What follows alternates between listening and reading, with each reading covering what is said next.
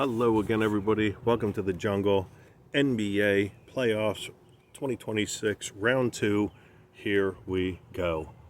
Before we get started, please like, subscribe, share, comment, follow, repost, all those beautiful things. Let's go. Philly versus New York Knicks, starting in about 15 minutes or so.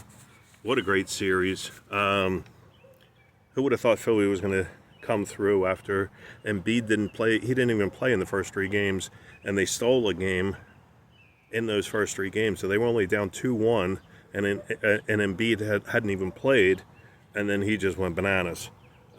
He basically put the team on his shoulder. Maxey was fantastic.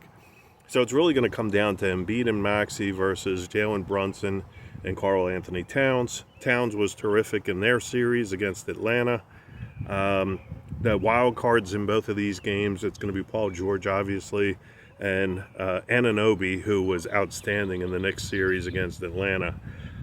Boy, what a tough series. I think I'm going to give the edge, even though Embiid is all-worldly. You don't know how his health's going to hold up for, what potentially could be a 7-game series. And the Knicks defense was very, very impressive. I'm going to go with the Knicks in 7, although I think that there's a possibility that they could win it in 6. I think it's very dependent on Embiid's health, but a fantastic series. Can't wait for it. It's going to, like I said, it's going to kick off in about 10-15 minutes. Minnesota at San Antonio kicks off later on tonight. Injuries for Minnesota, but it does look like Ant-Man Anthony Edwards will be back tonight. He's going to try and give it a go. Question is, how effective is he going to be? Missed the entire series against Denver, and they were beat up. They lost. They had 2 people out and then 3 people out, and they still beat Jokic and Denver and beat him in Denver. Shocking.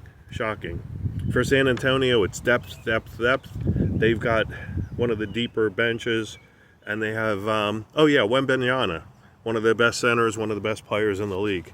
So they're kind of at an advantage from a talent standpoint. But Minnesota showed heart in that last series against Denver. But I'm still going to go with San Antonio in 5 games. I think Minnesota finds a way to win a game, but San Antonio too strong, too deep. They win it in 5. Los Angeles Lakers versus OKC.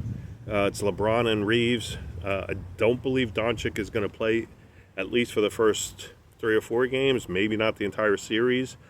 And they're going against OKC, best team in the league. I think they're going to win the whole thing anyway. I don't think they get a game. I think OKC sweeps them. I think it's going to be 4-0. They're just playing on all cylinders. And talk about deep. That's one of the deepest teams as well. And they got the experience from winning it all last year. OKC in 4. And last but not least, Cleveland versus Detroit. Interesting series. Both teams weren't really themselves in round 1.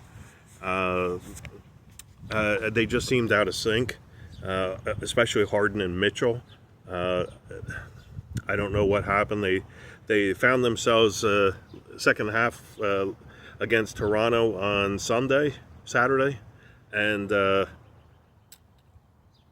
just think that Cade Cunningham is just so smooth, so poised at such an early age. I think he's only 24 years old.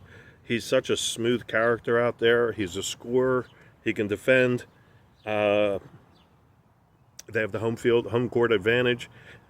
I'm going to go with Detroit in 6. I think Detroit takes advantage, even though Harden, Mitchell, Mobley, they might actually have a slight advantage talent-wise. But I'm going to go with Detroit. I'm going to go with Detroit's defense, their home court advantage. I'm going to go Detroit in 6. So that's where we got round 2. Again, please like, subscribe, share, comment. Let me know who you think are going to win these series. Let me know where I'm wrong. I'm okay with criticism. Do it before the series ends, so that I know that you that you disagreed with me and you didn't just pick on me after the fact. But I appreciate any comments and enjoy the playoffs. And have a great night. Thank you so much for watching. Bye.